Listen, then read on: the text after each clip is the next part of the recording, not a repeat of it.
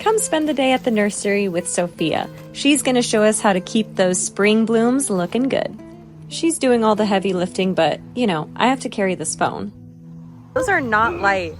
It's a beautiful 75-degree day in Pasadena, California, and we're excited to get down and dirty. So, what I'm going to do is I'm going to top dress some of these flowering shrubs with the Harvest Supreme because the natural compost that's in it is going to be really good for flowering and to also help it retain a little bit of moisture. And it's also going to help the soil kind of break apart. The compost is really good for that, which helps with aeration of the roots and also making sure that the roots get enough water. How many plants do you usually do this to a day? It's not something you have to do all the time. It's something that you probably want to do like a couple times every season or every growth season.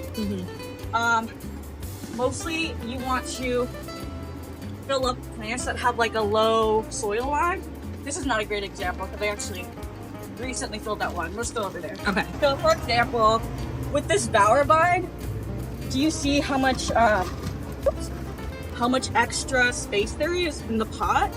Like usually the soil line would be like around here. Right. Obviously you don't want to make the soil line too high because that'll cause the stems and the woody parts of the plant to kind of rot because they're used to being in the air. But even these like little thin roots you see here, those are something that you should cover up with soil. So what I'm going to do, I'm going to go ahead and make sure all of that is covered. And this plant has been in a very sunny corner and it looks like it's been drying out a little bit fast, but we have been on top of watering. So you can see there's new buds forming. It's going to flower soon.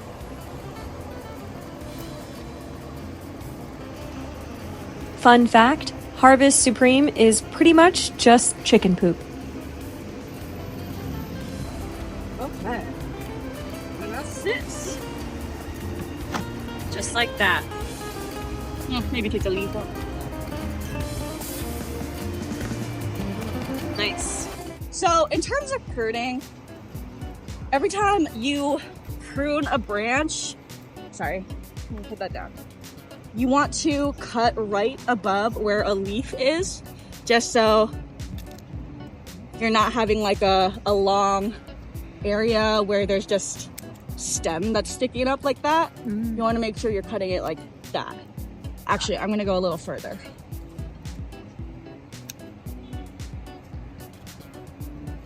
Yeah. So for example, with this one, it's doing well. There's a lot of fresh green growth that's coming in, but you'll see that some of the lower growth has kind of yellowed, and that means that in the past it had been overwatered a little bit. And you know, that's natural. We did have a little bit of rain recently, so that's the culprit. But if you see anything that has like some yellow growth, it always is a good idea to cut it back a little bit. So I would probably cut this one, and there's just a bunch of dead wood here, so I'm going to cut that off. And then this one, see this branch, it looks pretty leggy. There's nothing happening on the bottom. So I'm gonna cut that, and what that's gonna do is it's gonna stimulate new growth to come out from one of these little leaf nodes where a leaf used to be. So, and another benefit of pruning is it's gonna stimulate new growth, and it's gonna make the tree look fuller in the long run.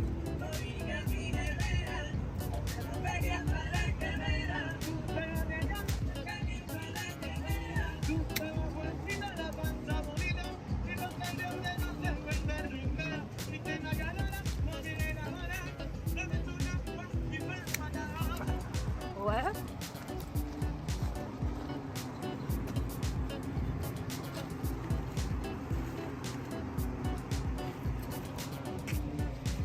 Look at all of our Grevillea blooms. Pretty. Right? Like, how is this real? Nature created this. Like, what?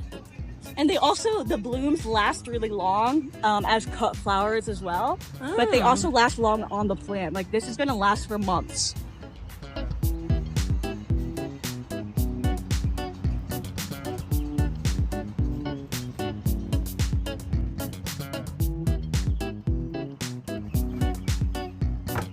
So one of the most important things with plant care that I have found is making sure that the soil is not super clumped together. Obviously, what I already showed you with the compost and top dressing the soil with that helps. But sometimes you can water a plant pretty heavily and it'll still be really light afterwards. And that's a sign that the soil is pretty compacted and it's not actually absorbing much of the water and letting the plant drink it. So what I do, it looks kind of aggressive, but you want to kind of poke holes into the soil and that will allow air to go in along the hole that you make. And I like to go all the way to the bottom. I try to do this like, I don't know, maybe 10 times per plant if it's super compacted. And it doesn't do anything to the root? No, I mean, to be honest, you probably are damaging some of the smaller roots. But if you feel some resistance or feel a lot of resistance, that'll be one of like the main strong roots. And so then if you feel that, then, you know, back off and try to do a different angle. But I will take slight damage to some of the small roots versus an entire plant that's totally just clumped together. I will take that any day.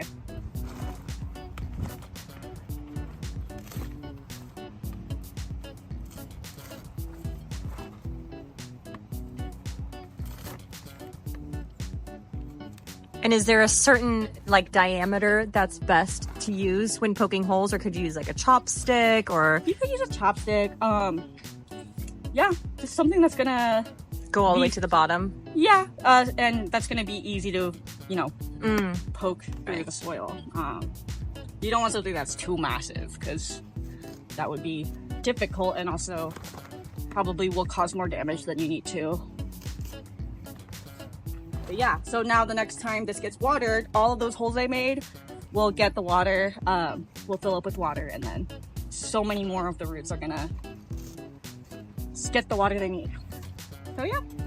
So if you happen to get these beautiful annuals with a bunch of colors, you will notice that they bloom a lot, but then those blooms kind of, they go out of out of commission pretty quickly. And so with all of the ones that look spent, look done, it's normal. It doesn't mean you're doing anything wrong.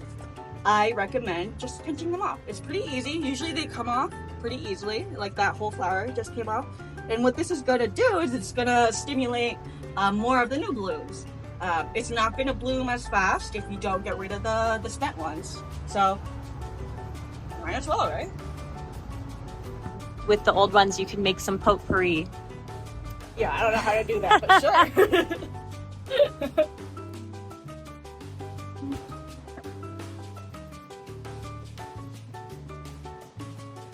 The nursery is so beautiful right now. Spring is really the best time of year to come visit the nursery. So many things are in bloom and it's still so early in the season.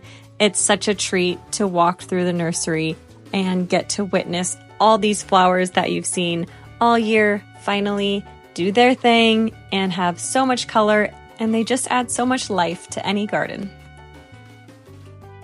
Sophia also put up these wonderful signs that are super helpful if this is your first time looking for flowers or plants for your backyard. It tells you what sun they need, watering, how big they're going to get, of course, the price, and if they're native to California. It's just another way we try to make it as easy and fun as possible for you to come into the nursery and pick out something beautiful for your yard. Not to mention, we have a bunch of indoor plants for your house as well. Oh yeah, did I forget to mention we have a bunch of pet fish?